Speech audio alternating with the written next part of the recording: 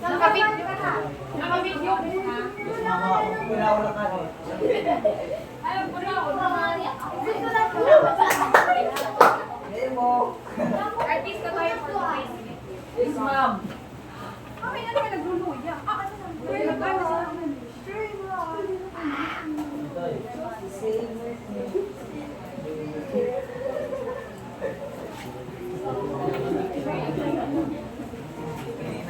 Ano oras na? Alauna. 1 po. Okay lang dito.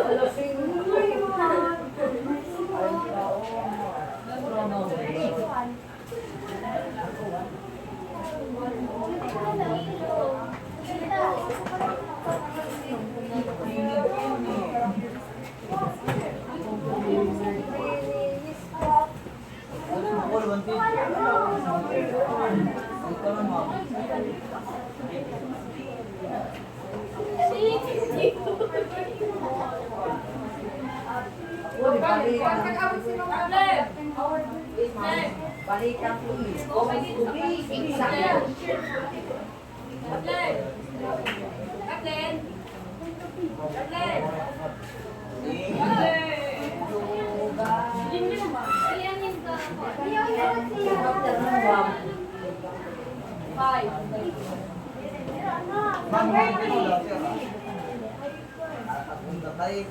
English.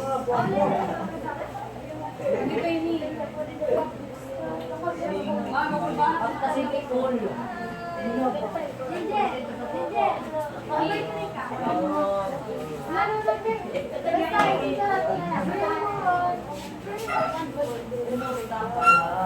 Okay, si Idri ang nagkikimas eh. Okay, absent si Iso. Ibo.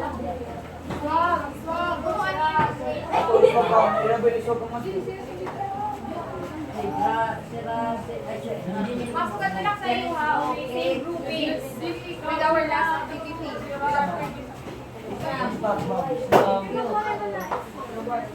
Ay, ito, ayun mo yung buwas. Sino sa may picture? Ayaw, ikaw pag-read. Tapos, mag-tracking yan. 1, 2, ay lang kami marami ganito. Ay lang kami marami ganito. Group 1 nila lang. Group 2. Wala ko, lugod. Picture eh. Wala naman yung kuya ikaw. May isa ako dito. Ay, pwede na ito.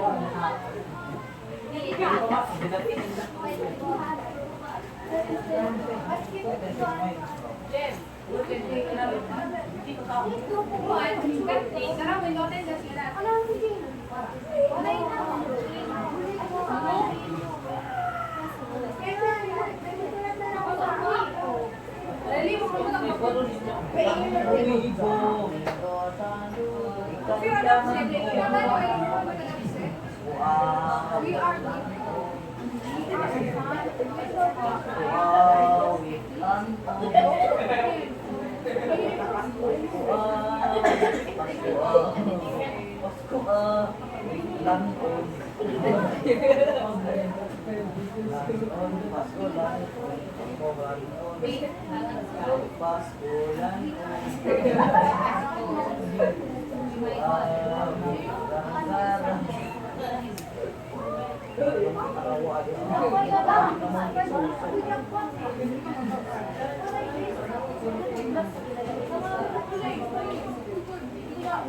I see your mapansin.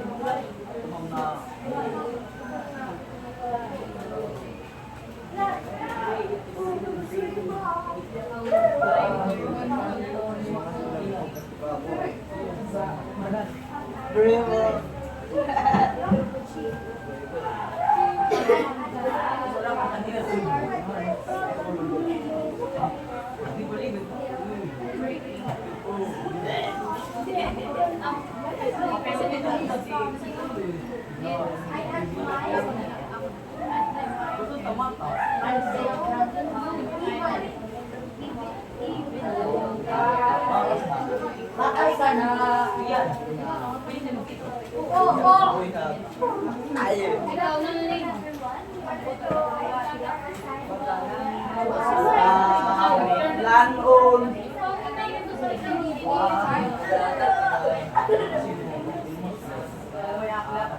How many seats do you want to Mag-asay buy?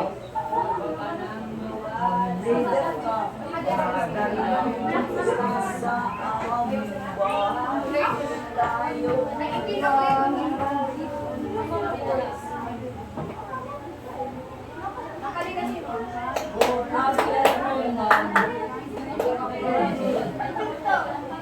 pag Pagpakain ni Mama, marang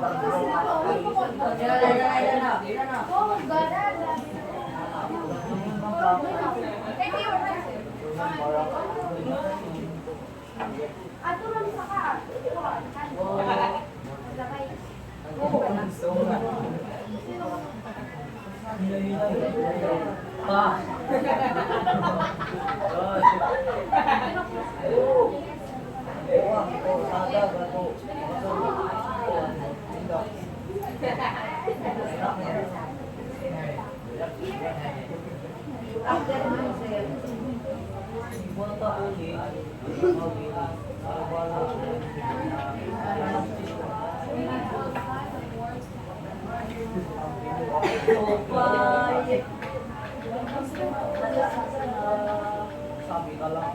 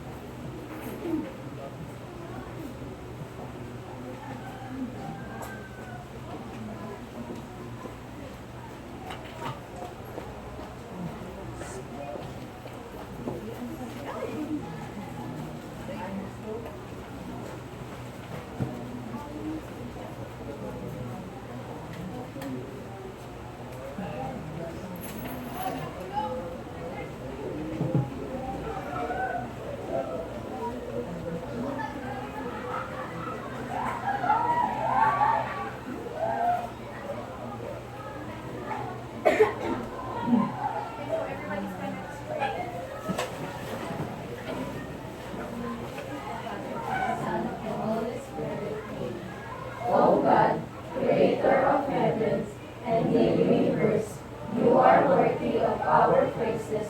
In you alone we pray and submit ourselves, for we are nothing without you.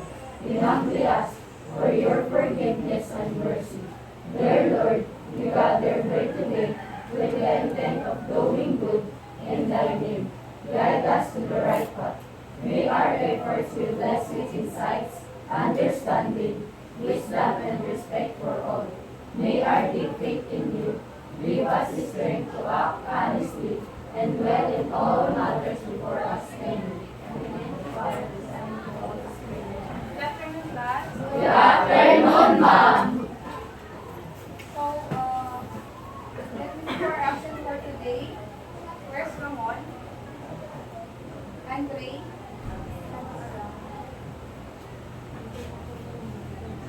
Brandon? Michael? Next, Roque? Lores? Diego? Roberto? James? Junjun? Lumet? Adrian? Andrian? Angelo? Jesus? Russell? Alexander? Rian? Kathleen? Loisel? Crystalline? Rina? Michelle? Joel? Ria? Jen? Annabelle? Jeff? Sarah? Liza? Daisy? Sophia? Denise? Nicole? And Icy.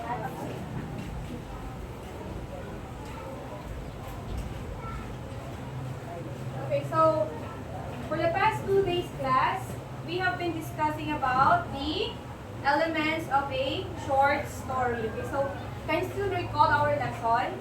Yes. Okay, so to see if you have really understood our lesson on elements of the story, let us answer this activity. Okay, you're going to match this column to this column. You're only going to say the right letter for each element. Okay, so number 1 is title. Okay, yes, Roberto, which one? Letter name of the story. Okay, very good. That is name of the story. How about the author? Yes, Rian. Letter E, person who writes the story. Yes, an author is a person who writes the story. How about setting? Yes, Kathleen. Letter D, location and time. Yes, that is location and time. Those are the 2 components of setting. How about the characters? Yes, Joel. Okay. Protagonist and antagonist. Aside from these 2 types, you also have, who can recall? The other types of characters. These are just the 2 majors, but we also have other types. The dynamic and the, can you still recall? Static, dynamic, round, and flat. Okay, very good. How about plot? What is plot? Yes, Rina. Letter B. Yes. So the plot composes of exposition or the beginning, rise in action where the conflict arises, climax. This is the climax is the most exciting part, right? Yes, or the breathtaking part. And then we also have the falling action, and lastly we have the conclusion, or the other term is the denouement, or other one, resolution. Okay. How about the point of view? Yes, Andrian. A first person. Okay, right. So these 2 are the most common point of view in short story. We also have other type of point of view, but this is not usually used in short stories, right? Again, this is the angle from which the story is being told. And we also have conflict. What is conflict? Yes, Roberto. Letter C. Letter C, it is? Man versus man versus nature, man versus society. Okay, so these type are part of the 2 major types of conflicts, which are internal and external conflict, right? And lastly, we have the theme. Yes, Mark Yumen. Letter D. Letter G. And what is letter G?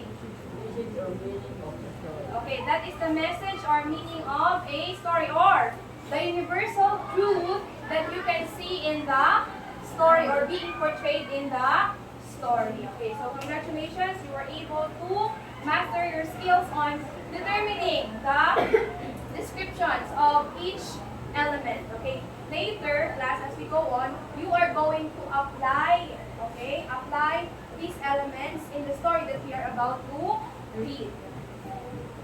Okay, so we will be moving on to our next lesson, but before that, let me state to you the objectives. First is to discover ties, tradition, beliefs, as well as diversity of culture, which shape you as a Filipino.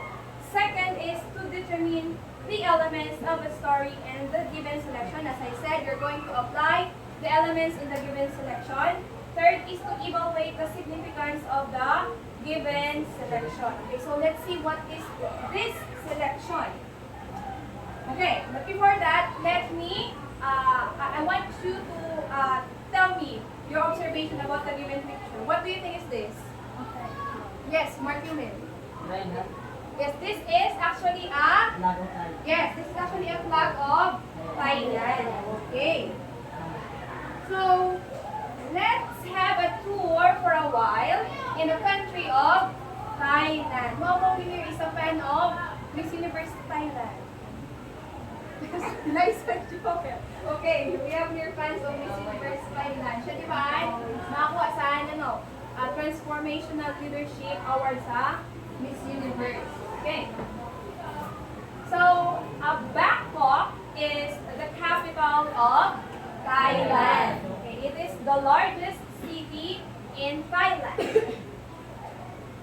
We have this famous tourist spots in Thailand. Okay, we have this Buddhist temple because there are lots of Buddhist temples in Thailand because most of the people in Thailand are Buddhist. Okay, they believe, they consider Buddha as their god. And we also have this floating market. Do we have this in our country? No. Okay. How about this one? Do we have this kind of statue? The giant dragon in Suphanburi. Okay, so if you are to go to Thailand, okay, don't miss to visit these tourist spots. Okay?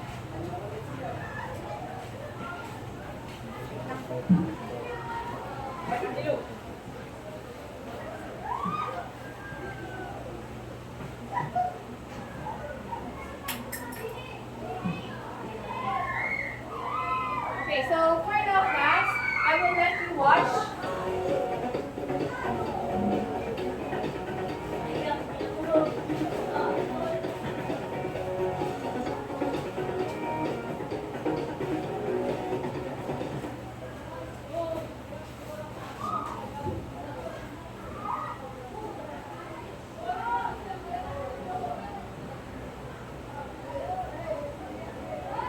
This time, class, I will let you watch a video of the just few traditions and cultures of the Thailand people. Okay, so this video will guide you if ever you have plans of going to Thailand.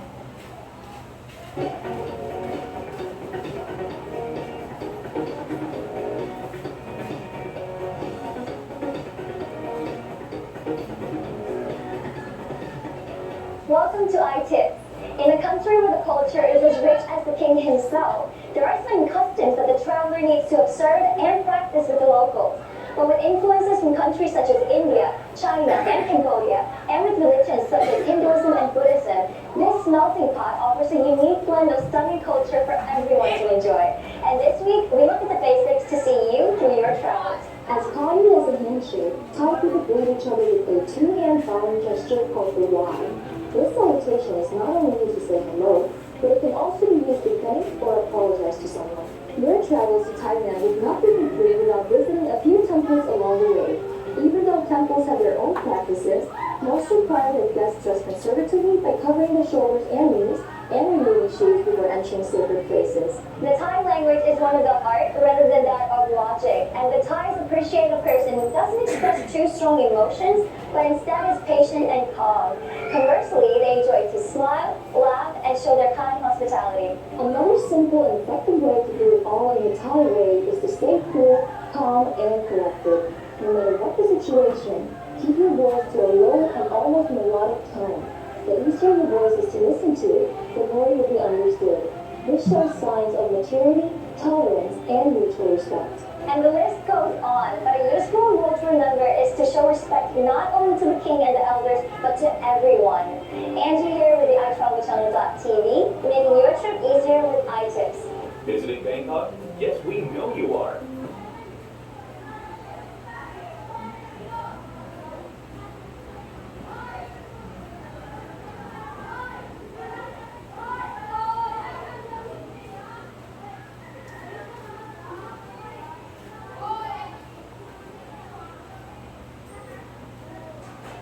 Okay, so class, what did you notice in the given pictures and video?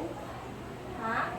What did you notice with the culture, traditions, and beliefs of the Thai people as pictured out in the given photos and videos? Yes, Kathleen. Yes, they have many temples. What else? What else are your observations? How about their behavior or their traits? Thai people are what? Yes, Vivian. Hardworking. They are hardworking. What else? Yes, Joel? Yes, they show respect. According to the lady, they show respect not only to the king, but also to the elders. And also they must they value the respect for not only to the Thai people but for the other people from the other countries, right? So can you see some connection between the Thai people and the Filipino people? Yes, Okay, so do you think we have similarities in terms of culture, beliefs, and traditions? Yeah? Do you think we have similarities? Yes. Okay, can you give me one at least? You can give me one similarity. Yes, Joel. Both Thai and Filipinos are religious. Yes, they are religious. Why? Because the Thai people have lots of temples, right? Even though we have, the Buddhists are not that common here in Philippines, but both countries, both people show their strong faith to God. Okay, di ba? The Thai believe that God is their, that Buddha is their God, and the Filipinos, most of the Filipinos are Christians, but both people show strong faith to God. What else are your observation? Huh? What else? Yes, Andrian. They value respect. Do you think Filipinos are respectful? That's Yes, right. ma'am. Okay. So, what are some of the behaviors that we show to? Yes, go. Yes, Andrea.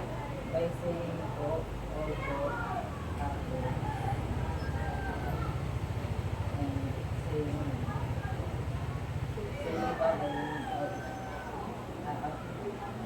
Yes, yes. Okay, thank you, Adrian. So that's actually correct, right? And in terms of gestures, how do we show respect to our elders? Yes. Yes, pagmamano po. On the other hand, the Thai people show respect to their elders by in what gestures? Yes, yes, by doing that, right? That's very common among the Kapulka. Okay, so a while ago, class, I have introduced you to the Thailand culture, beliefs, and traditions. This time, I want you to mention someone you know who attained success through diligence and hard work. And do you admire this person? Explain it why. Yes, Rian. President. The president, why? Because I admire her because even though he's tired house, tired he was, he's still working for her. Yes. So she admires Bongbong, our president Bongbong Marcos. Who else? Other answers? Yes, Annabelle. My mother. Why? Why your mother? Because even though she's tired of her work, she's still working to feel more Okay, so every mother is like that, right? Every mother is diligent and hard work, right? Our mother will always be willing to sacrifice everything for us, okay? Yes, go ahead. Why?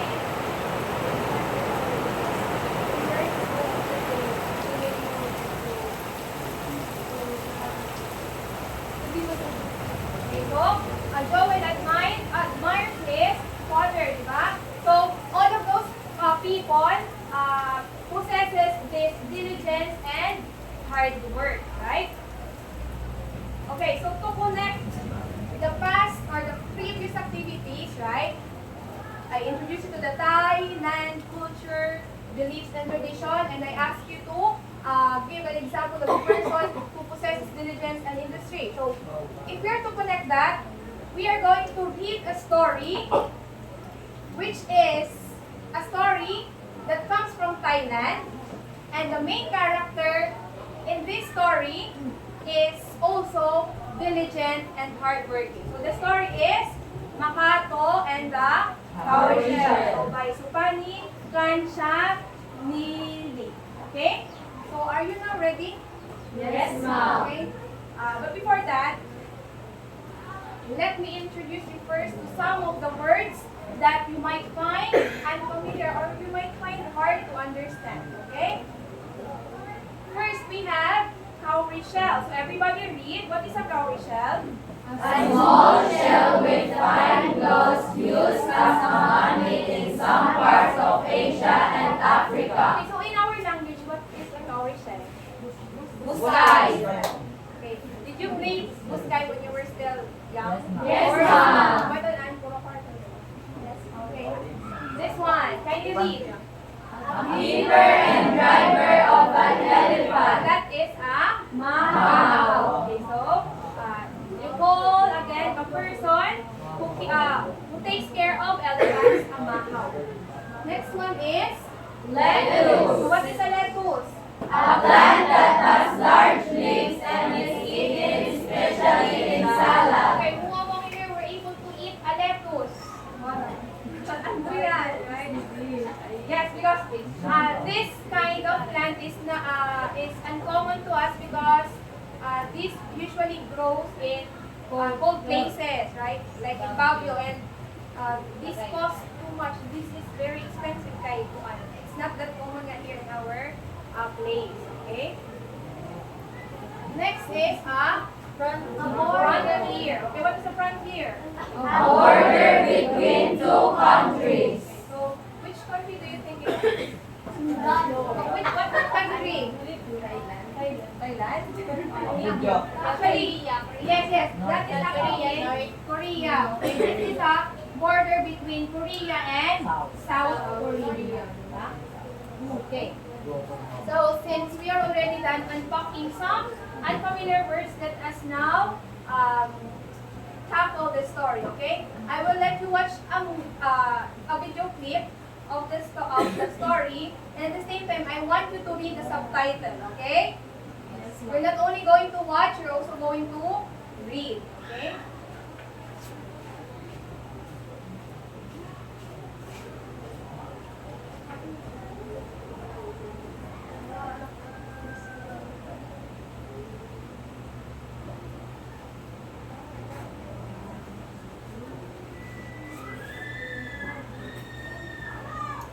Anyways, class, I want you to take note of these questions as you watch it.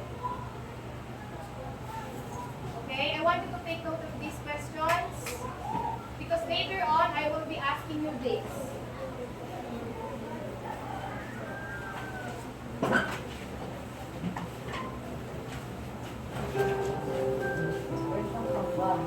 Makato and the Cowrie shell.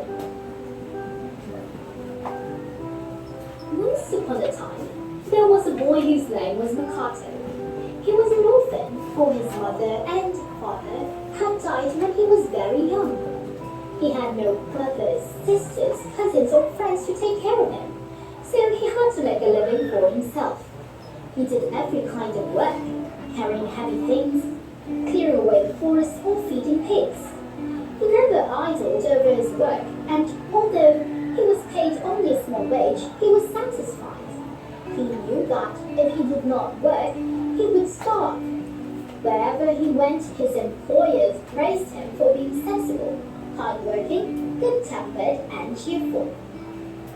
One fine evening, after he had finished chopping up a big pile of wood, he sat down for a rest and thought of all he would like to do in the future. He wanted to try his luck in far-off strange lands, or he longed for his exciting adventures. "What are you thinking about so deeply, my boy?" asked his employer. "I would like to go on a journey for adventure," said Makato, pointing to the northeast. "I've heard that the land over there is fertile, and the people are kind.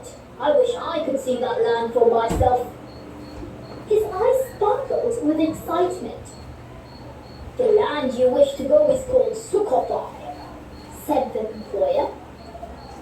"They say Prairie of COT is a very kind-hearted king. You might be lucky if you could go there." Sometime later, Makato decided to try his fortune. He left his village and set out into the wide world. He walked along cheerfully, enjoying new sights and talking to the people he met on the way. After a month's journey, he reached the village on the frontier of the kingdom of COT. "Please, can I have some water to drink?" Makato asked an old woman with a big water pot on her head. "I'm so thirsty." Where did you come from? Why are you here alone?" "You look as if you've come a long way," said the old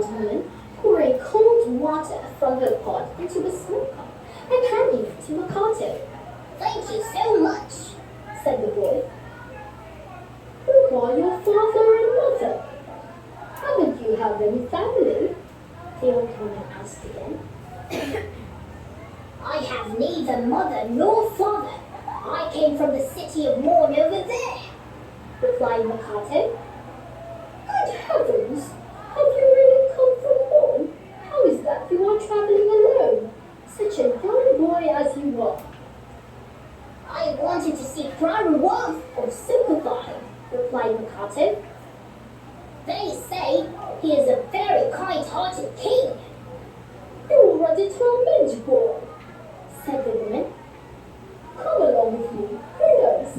You might see Praruwan someday. Makato was glad to go with her. If he could work for this kind woman, he would have a place to sleep, some food to eat, and perhaps someday he might be lucky enough to see the king. The old woman's husband was one of Praruwan's mahouts, which meant that he helped look after the hundreds of elephants that the king owned. Makato helped the mahout find food for the elephants and clean out the elephants' sheds. He worked hard and well, and the mahout and his wife were fond of him. One day, the sky was so clear and the weather so fine that it seemed to Makato that it must be a lucky day. As he worked in the elephant sheds, a tall young in a splendid costume, followed by attendants, came in. It was Praruwan himself. Makato bowed low at once with his hands clasped together before him. His heart beated fast. Where did that boy come from? The king asked the old mahout, who was attending him. He came all the way from the city of Moon, said the old mahout, bowing. He heard so much about you, your majesty, that he longed to see you. How old is he? 12 years old, your majesty. A good-looking and hard-working boy, said the king. Take good care of him. Once the king walked away, Makato saw a little cowrie shell lying on the ground. He ran to pick it up and held it out to the king, but the king said with a smile, You may keep it. How wonderful, Makato thought. The king has given me a cowrie shell. At that time, the people of Sukubai used cowrie shells as money, although one cowrie shell had little value. Makato wanted to make as much use of it as possible, for it was the king's gift. For a long time, he could not think of a way to use it so that it would earn more money for him.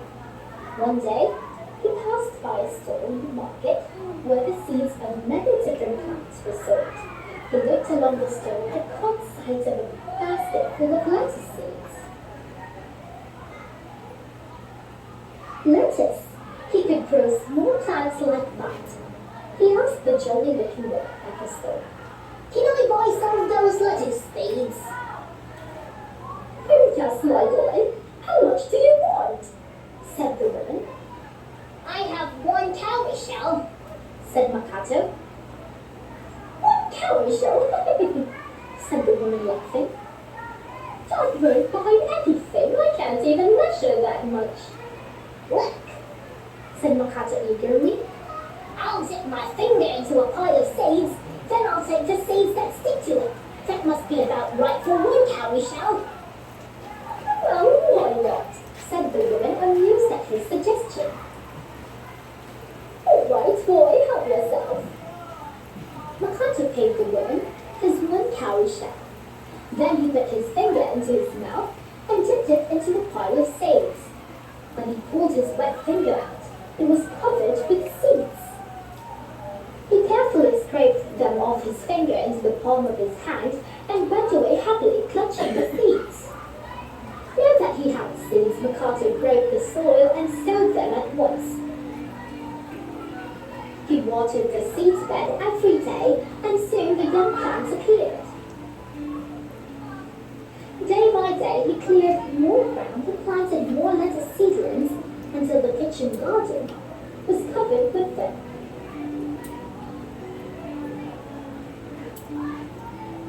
He was very proud of himself because he had done so well. I wish I could give the king some of my fine lettuce, he thought. One day, the king passed by the elephant's sheds.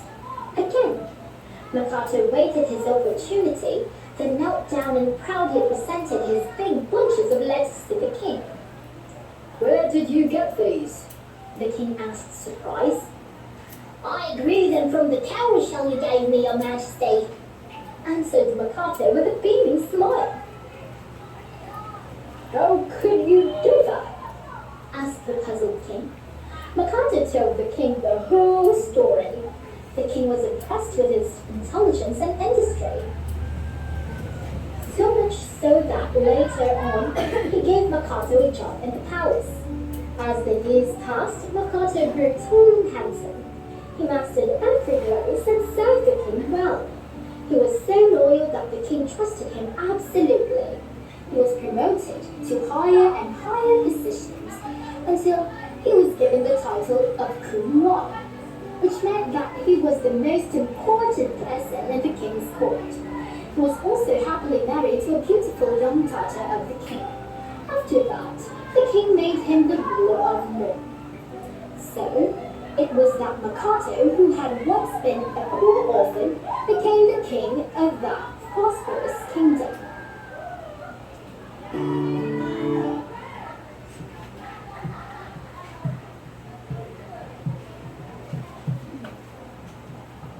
Okay, so did you understand the story? Yes, Can you name the characters in the story? Who's the main one? How about the other characters? The woman. Who else? The Mahal. Makato's employer. Who else? The king, yes. Praruwang, who is the king. And the king's daughter, right? Okay. This time, class, to check if you have really understood the story, let us answer these comprehension questions. Starting with the first one. Describe Makato. What character traits does he possess? Yes, Kathleen. He's good-tempered. What else? Yes, Annabelle. sensible. Sensible. Yes, Joel. Hardworking. Yes, Rian. Cheerful. Okay, so those were the traits that he possess. Second question. What could be the reason why Makato left his place? Sophia. Why? Yes. We did all kind of work. So, survive. Yes, yes, Liza. Thank you. To meet the king, and what else? To go on adventure. Right? He's very curious, right? He doesn't want to grow old on that village, okay? To remain on doing what he's been doing, right? He wants to progress. That's why he chose to left that village and go on a journey, okay? He's not yet sure on what he's going to meet, right? But he just took courage. Third question, what were those changes in Makato's life after meeting the king? Yes, Joel. He was promoted as a Yes, he was promoted to a higher position. Which of Makato's traits are similar to yours, Jen Jen? Which of Makato's traits are similar to yours? Anyone who can help Jen Jen? Yes, Kev.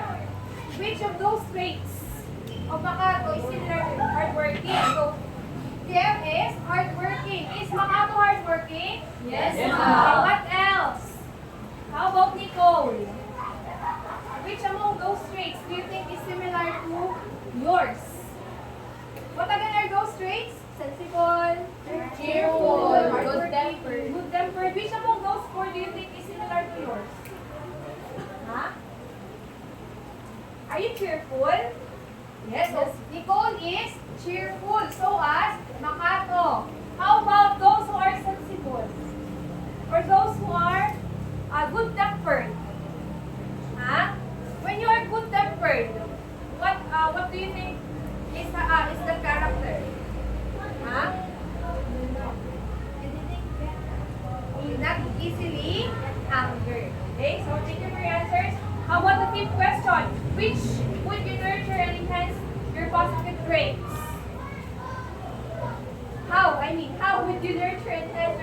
traits? Yes, Kathleen. By being consistent. Okay, by being consistent. What else? Huh?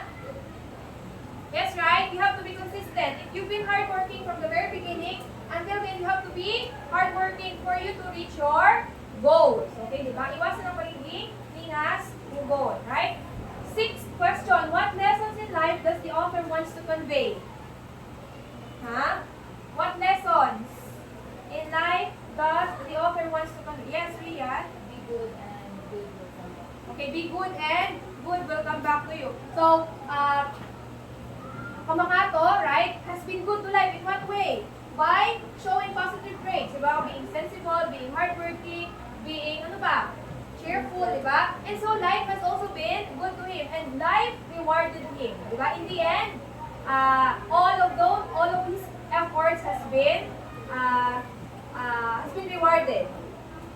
His hard work has been rewarded with him being one of those people who's been trusted by the king. He's been given higher position in the palace. Plus, he married the daughter of king. Okay, so this time, class, I will be grouping you up.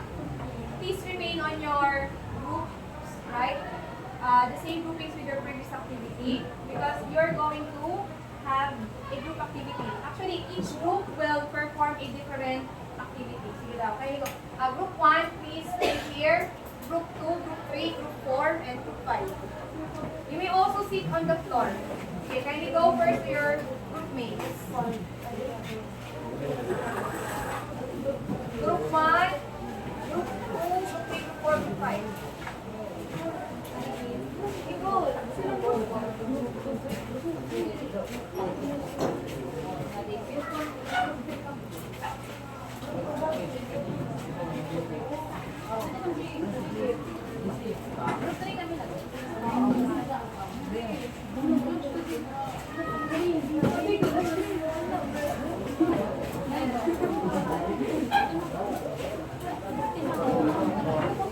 Okay, sige. Form a circle. Kindly form a circle. Each group, kindly form a circle.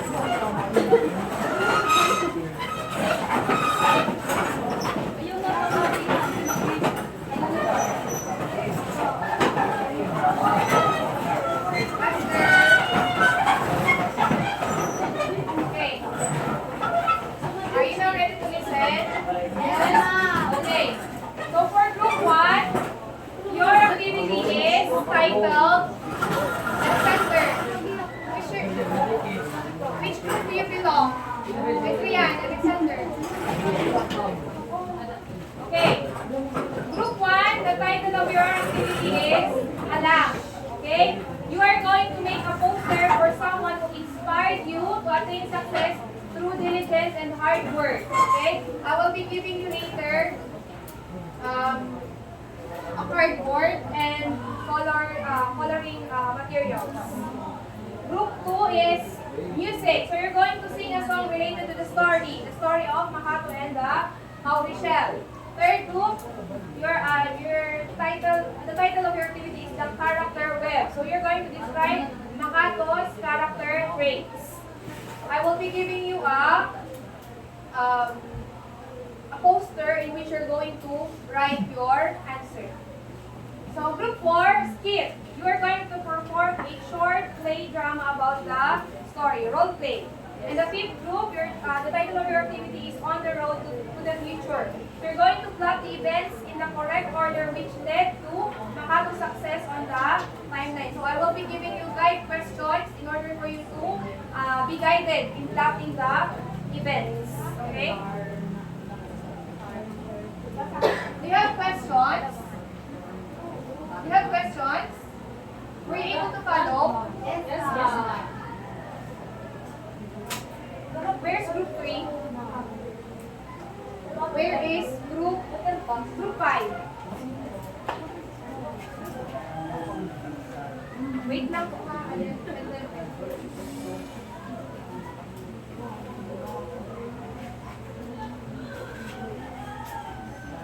Okay, I'll only give you 10 minutes to do it.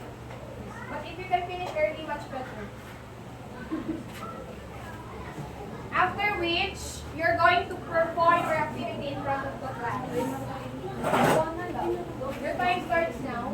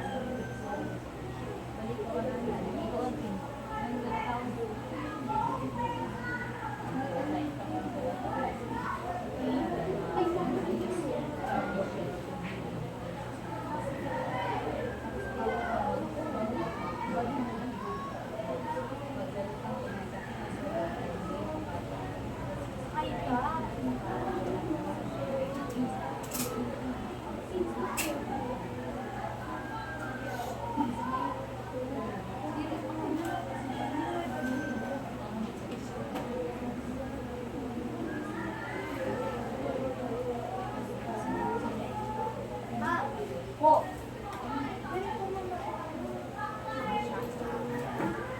Hindi pa ako. Ano lang, one sentence kayo, one sentence out of iba. Ikaw na lang, di ba, sa akin na ha? Ha?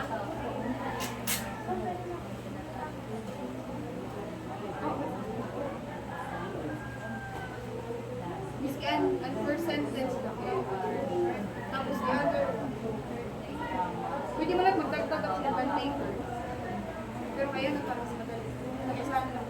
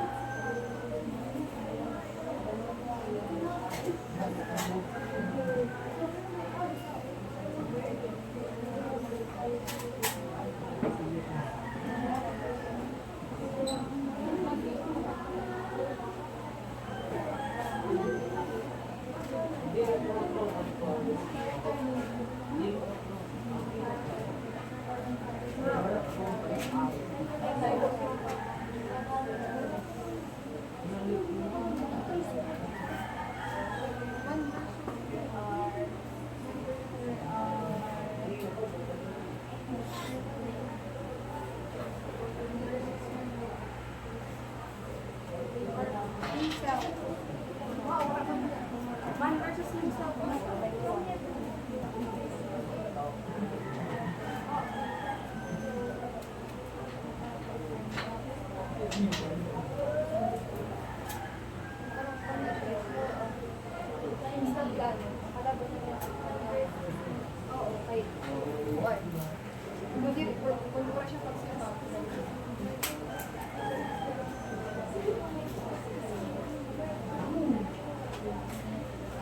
Okay. Are you ready? Yes, ma'am. Yes, ma'am.